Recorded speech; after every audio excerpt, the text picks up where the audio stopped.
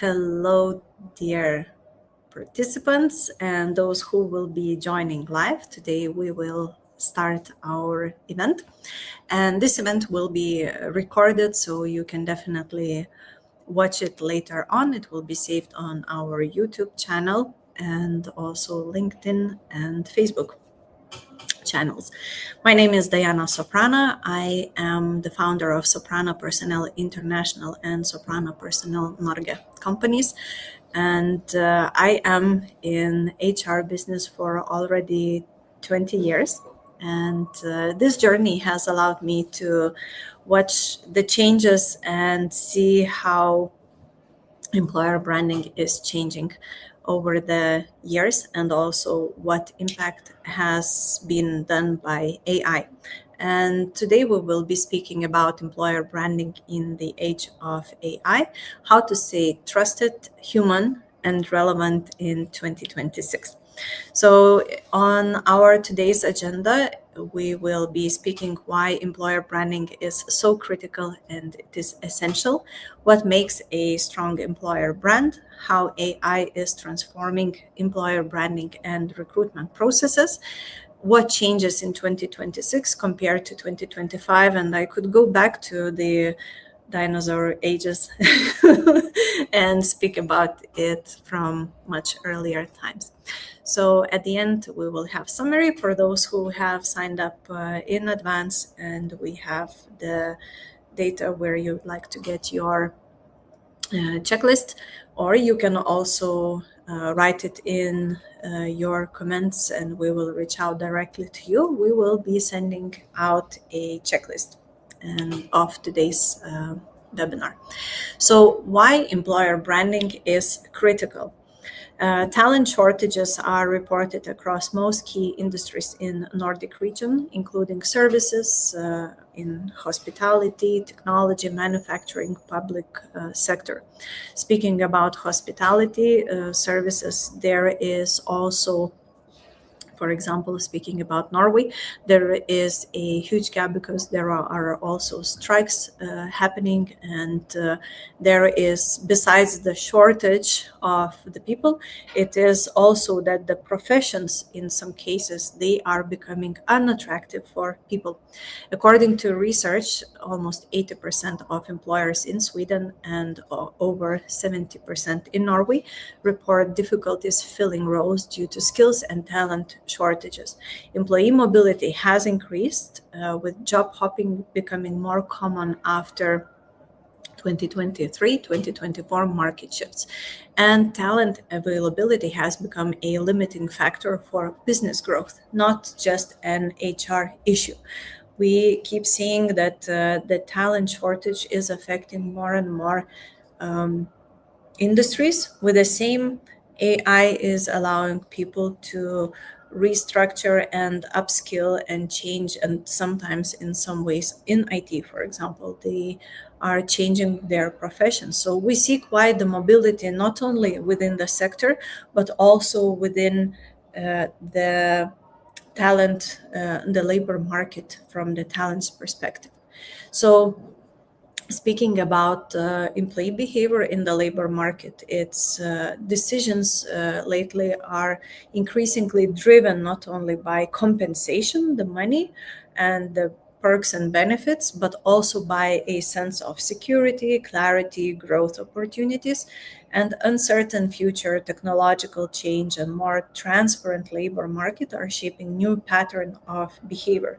What is very interesting, I remember I started I joined the market when we were looking for people by posting ads in the newspapers in printed media. And nowadays, we don't only have social media, but we have a lot of different advertising options. We have referrals, and we have a lot of different systems. But this is becoming more and more of a change, and psychological safety is becoming more and more important for the candidates, because the future isn't certain. We have certain economic downfall, we have uncertainty, we have also some war zones that are affecting the markets in different parts of the world. So we see kind of the world is shrinking, and it is information reach is much easier and faster, and people are feeling more attention, and psychological safety at work is becoming one of the most predominant features and key decision making. So those companies who are able to embrace and create the safety, they are winning in the market. Three parallel trends are becoming increasingly visible in the European labor market: is job hopping, job hugging, and drive promotion. We will be speaking about what these are and what's the difference between them later on. So these trends are from the same reality, but result in different employee choices, which is also affecting how we are hiring, retention, and talent solutions. So why traditional employer models are no longer working? As I mentioned earlier, it would be salary, it would be exchange of money and skills. And now it's not enough.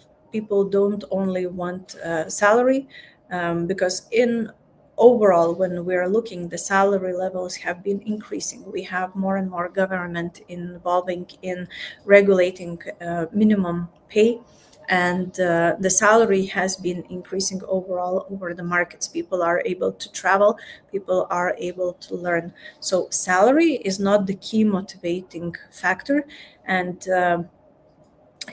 people are not afraid of changing jobs anymore. So this job security is also not sufficient anymore, and not the motivating factor. Employees increasingly evaluate employers based on leadership quality. Do you practice what you preach? Do you keep your promises? What are the opportunities? Do I have the possibility to grow within the organization? What is the clarity? Is there transparency? What is your leadership style? Do you understand me? Are we equal? And it's not about that much of the hierarchy in the market anymore. So culture and everyday work experience, these are very important. Low tolerance for unclear expectations, poor management, and inflexible working models. A lot of people have learned that they are capable and they can successfully perform whenever they are working remotely, and they are traveling and managing their life and work balance. So organizations that fail to adapt experience higher turnover and weaker employer reputation. So let's go to the three trends that we are seeing. And some years ago, we have been talking about this as a global issue, but more coming from American culture. Nowadays, we can see that it is coming and establishing here in the European market as well, because I think it's not about the local, but it's more about international tendency, because it's related to psychology. So drive promotion is a form of career progression where responsibilities and expectations increase, but compensation, authority, or real growth do not happen. So often it is positioned as a strategic development opportunity, and drive promotion, it is kind of controversial. It can be win-win for both sides, because employees, they are asked to do more without receiving proportional value in return. But that is again point of view, because for somebody who does not have a lot of experience, this can be opportunity to get that experience. We see a lot of jokes, and we hear a lot of jokes that especially young people, they need to have experience to get the job, and without having the job, they don't have the experience, right? So for organizations, it may seem like a cost efficient solution, and for employees, it creates kind of illusion of growth. It can sometimes lead to frustration, disengagement, or reassessment of their future. However, if carefully planned and executed, it can be beneficial, because in this way, if you don't have much of experience, this can be the way to get experience using drive promotion. Job hopping. Job hopping is increasingly becoming a strategic decision by employees rather than impulsive reaction to dissatisfaction. And lately, we have the EU Pay Transparency Directive, which is reducing information gaps and enabling employees to compare opportunities in the labor market more easily. Basically, it is also to prevent from difference in pay between genders, and this pay should not be higher than 5%. So it also allows employees to find the information. So organizations that will embrace this transparency directive fully, even though it's not necessarily that they are mandatory, they will win in the market because people will appreciate the transparency code much more.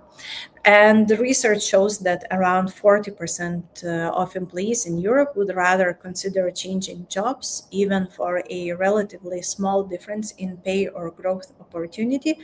And career mobility is increasingly viewed as a long term professional strategy because talent goes global. Earlier, employers would see candidates who are changing jobs quite often more from negative perspective, but lately it is becoming normal that employees are changing jobs quite often and they are getting experience, getting different experience, especially it comes with younger generations in the market. So where does this job hopping come from? So it's about sometimes a lack of transparency in the market, and it is about getting better career opportunities. Sometimes it can happen because of a mismatch between promises and the employee's actual experience within the organization. Whenever they are joining, everything is nice and bright. Whenever they join from inside, they sometimes see what does not match their expectations. Sometimes it can be about limited internal growth and learning opportunities. So, for those for whom it is important that they can grow, that they can improve, they have someone to learn from, this can be encouraging changing job more often. And sometimes it can be about weak or unclear leadership that fails to provide direction. Team members, they want some guidance, they want to see examples, they want to see someone who is making the difference, they want to see someone who is allowing to get purpose for them in their life, why they do what they do, especially again for younger generations. And we speak about this in our other webinar about leading and motivating different generations.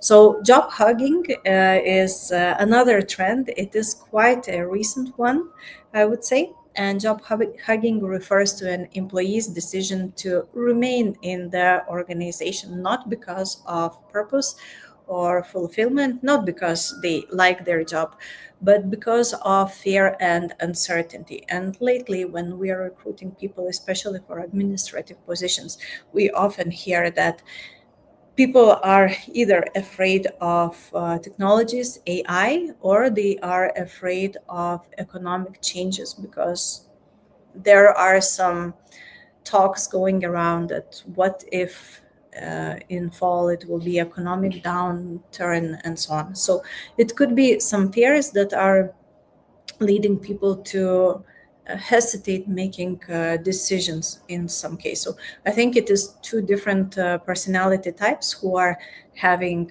one of the trends, job hugging and job hopping, right? So then there is also a fear of becoming obsolete.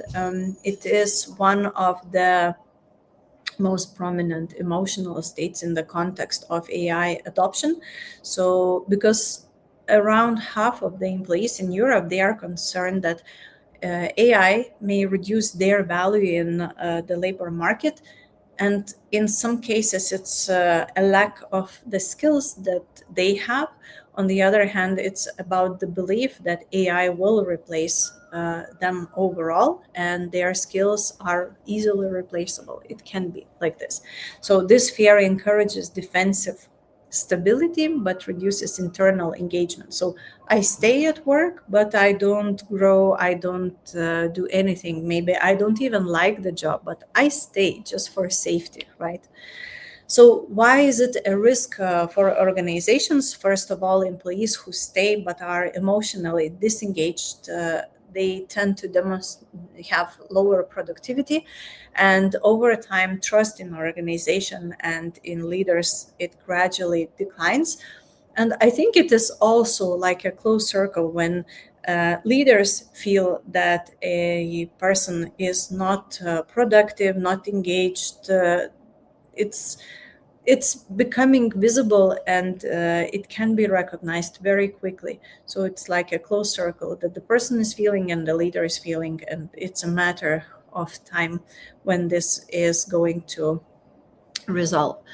And organization, when organization does not do anything about it, there are no changes implemented, the employer uh, loses innovation and internal energy, even if employee turnover remains low.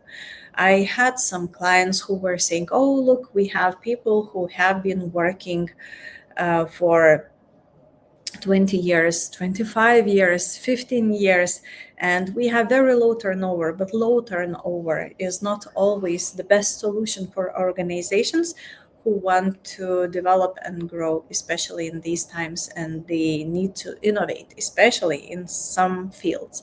So, job hugging often masks deeper issues related to organizational culture and leadership. I would say that it is organizational psychology issue that needs to be solved, identified at the right time as well. So what are the employee expectations, what employers can use to improve employer branding? It's about work-life balance, because it's considered a core value rather than a benefit in Nordic countries. And I would rather say it's life-work balance, not work-life balance, because we live life and job is a tool, right? Universum research shows that over 70% of young professionals in Scandinavia prioritize flexibility and well-being over salary increases. We also see that in different generations, research, employees, they prefer different motivation. What used to be salary, nowadays it's more about flexibility. It's about having more time off. It's about having more time off to do what they need to do. For some people it might be about sport gym. For the other people it would be uh, having flexible time to pick up their kids from school or kindergarten. And transparency, fairness, and respectful leadership are seen as minimum standards. And employees increasingly expect meaningful work, learning opportunities, and personal growth. That is becoming more and more important. So, employer branding directly impacts recruitment speed, cost, quality of hires. Companies with a strong employer brand receive up to 50% more qualified applicants, and employer reputation influences employee retention, engagement, performance. Weak employer brand negatively affects customer trust and overall company image.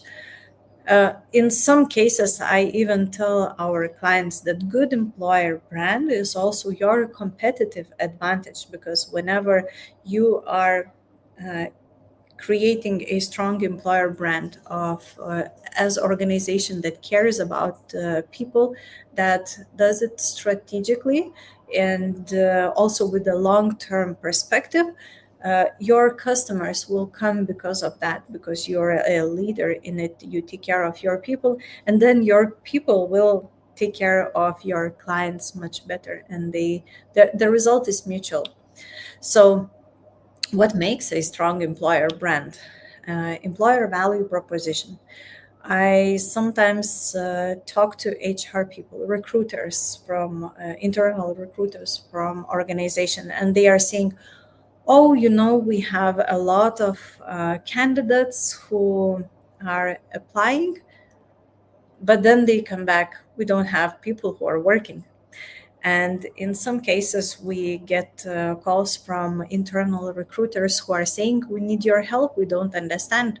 We have a lot of views of our ad, but one or two applicants, and we don't understand why is this happening. So in this case, employer brand is not about organization.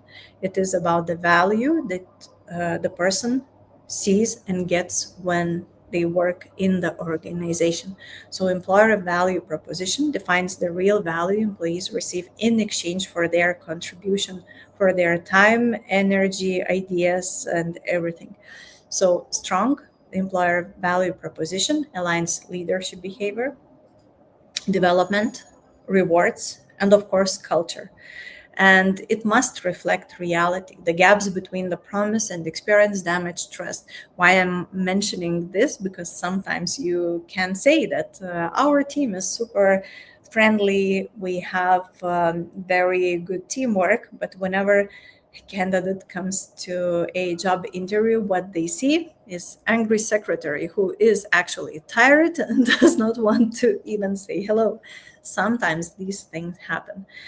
And organizations with a clear employer value proposition, they experience higher engagement and retention.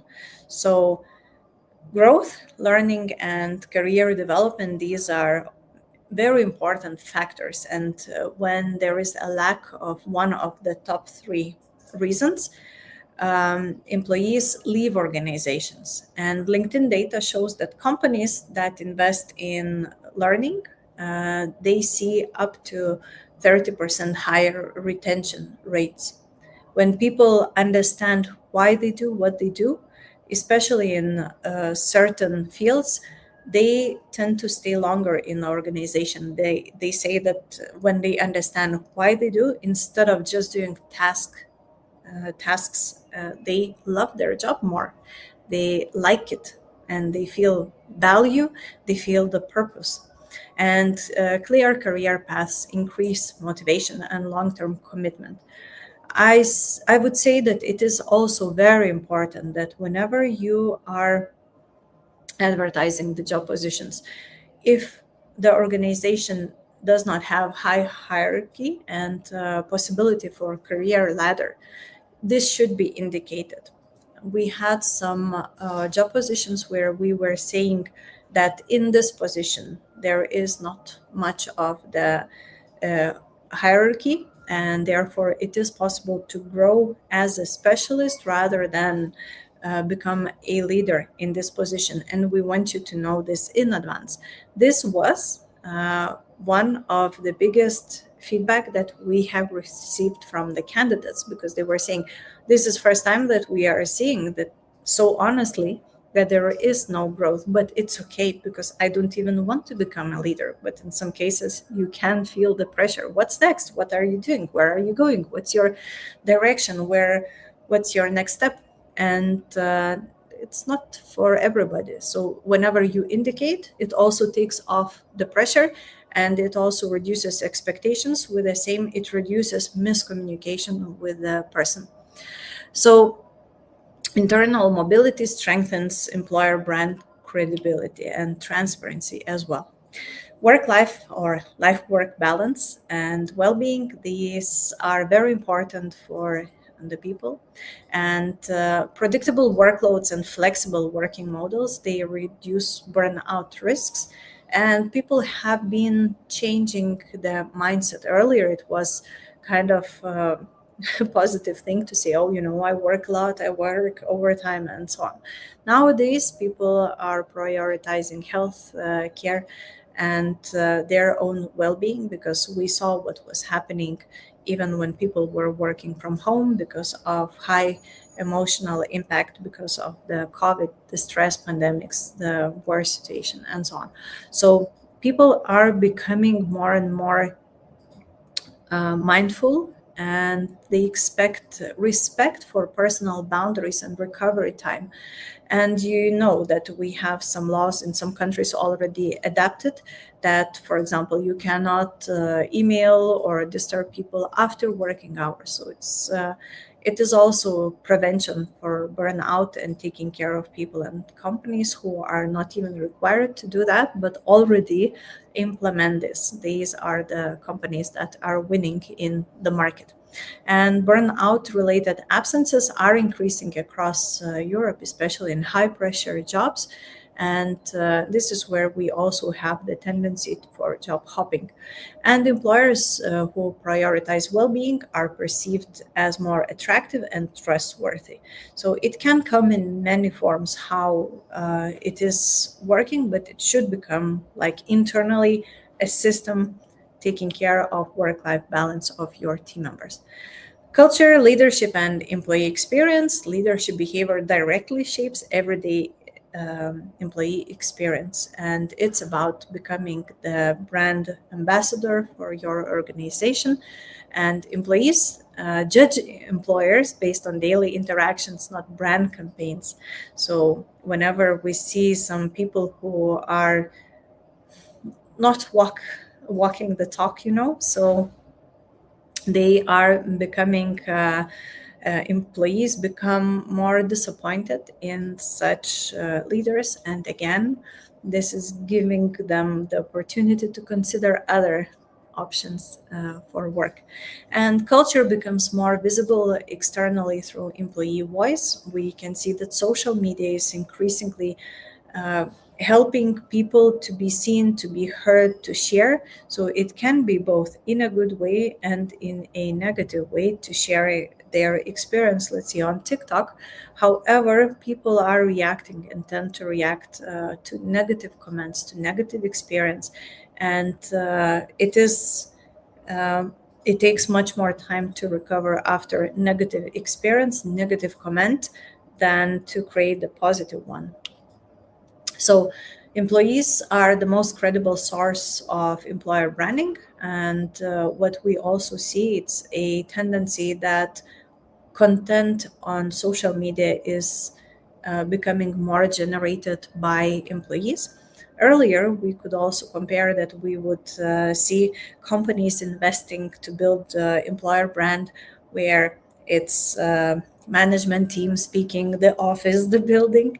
And nowadays, it is coming down to the basic, to the core message that is transferred and communicated through employee generated content. What is happening in the office? What is our culture? What we do? How we take care about each other? What we do after work or we don't? Again, cultural differences, because we have also learned through our teams that, for example, to say that we are family in Finland, it's okay. But if we are saying the same thing in Germany, that is not considered okay. It's about the balance, right? So authentic employee stories outperform corporate messaging in trust and engagement. And it is more natural, it's more interesting for people to see.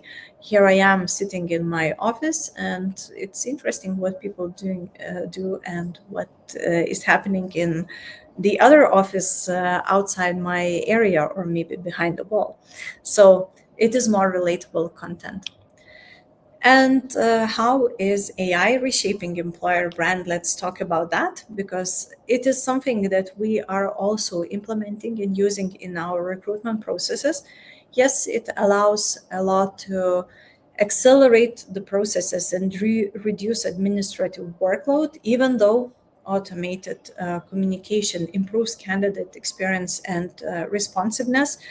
And a lot of companies and organizations are implementing AI in job ad creation, in communication, in the whole process. However, sometimes we also need to be very considerate where we are using it so that it does not misjudge and miss really important. And again, some companies, they are using AI to increase and make more data-driven talent decisions. However, sometimes it is happening that companies forget, when automating the processes, they forget the human interaction. You can say whatever you want. I still believe that behind every role there is a human. whenever a candidate is sending out the CVs, whenever they are applying for the job position and they don't get even hello, that is human. That is where there is no connection created with our organization. And when we're building employer brand, whenever we are thinking about candidates, they can become also our customers in a sense. We should be considerate about creating human experience. Yes, it is very convenient. AI is helping a lot, but let's not forget human first. So organizations using AI-based matching report up to 25% higher first-year retention. It could be that AI is also analyzing information, but there are also some gaps because it could be that CV is not written well and so on. And sometimes it can be also fake CVs. This is what we have been talking in last podcast episode about video CVs and also about lying on CVs. So that is also some risk. And predictive analytics, they help identify early turnover risks. We can implement and use AI systems in HR processes. We can prevent burnout. We can see when a person is not engaged in his or her job, when performance is dropping, and so on. So it is helping a lot, and it can reduce hiring costs and mistakes. But again, it must be used very professionally and with high skills so that it does not do damage more than the benefit. And also, AI enables personalized employer branding messages for different talent segments. We can use and adjust it. But again, let's not forget that AI, everybody seems to be using AI a lot, and the same messages, they can be just becoming like template. And people are also recognizing this very quickly, that the content has been generated using AI. We can already recognize videos or pictures and as well as text on AI, and somehow the brain scans that it's way too perfect. So don't forget to include human in this process and use storytelling for that. Human-centered use of AI, just what I was saying earlier, that AI should support, not replace. And human judgment and leadership, they are essential and still should be valid in the hiring process. Transparency in AI usage also builds trust with candidates and employees. You can indicate this is automated message, generated message, and whenever you're using AI, allowed to still have this human connection in the process as well. And AI should be also used ethically. I see a lot of solutions where you can do a lot of things using AI, but the question is, where is this data going to or coming from? Who will be using this data, how it will be stored, and is it used ethically? So again, human connection is essential despite automation, and should come first. So AI amplifies both positive and negative employer signal. It allows to identify and solve earlier the problems whenever they arise and before they arise. And poor processes, they become also visible much faster through digital channels. When you have well-designed AI, it will enhance trust, fairness, experience. It will also increase what experience you provide for your candidates and your team members. So employer branding and technology strategy must be aligned. It's not that one is replacing the other. It must go hand in hand, but not without supervision. So going to our last part, it's what employers must prepare for, and how is employer branding evolving. So it is becoming more important to focus on stronger connection between leadership culture and employer reputation. And KPIs, they are becoming much easier to collect and monitor and use for retention, engagement, and candidate quality. and it allows to go deeper into KPIs. I'm saying that earlier, whenever we would have monitor our health using, for example, Apple Watch, right? Now we have much more possibilities to go deeper, not only the main KPIs, but also why is it happening. The same is happening within organizations, within psychology. We can measure things that earlier we could not. And AI is helping here a lot. Accountability for employer brand increases at leadership level. So we want to build the team that are brand ambassadors that are helping, but with the same, it's accountability of leadership to implement. So EU Pay Transparency Directive, which is coming into effect as of June this year. So that's a little bit more than in 1 or 2 months. So salary ranges must be included in job advertising, and employers are prohibited from asking candidates about salary history. And pay transparency directly affects employer credibility. If we have more than 5%, there are certain risks for organization that should be solved. And this gap in pay should be removed and should not be more than 5%. So if non-compliant, this is a risk for legal and reputational consequences. It's about discrimination. And transparency overall strengthens trust between employer and employee, how decisions are made, salary, not only about speaking about the new directive, but overall. And Nordic markets already expect openness and fairness. Transparent employers attract more qualified candidates, and trust becomes a differentiator in competitive labor market. So what has changed from before, as I mentioned, that we don't only have these big nice corporate videos about employers, but we are also going down to user generated content or employee generated content.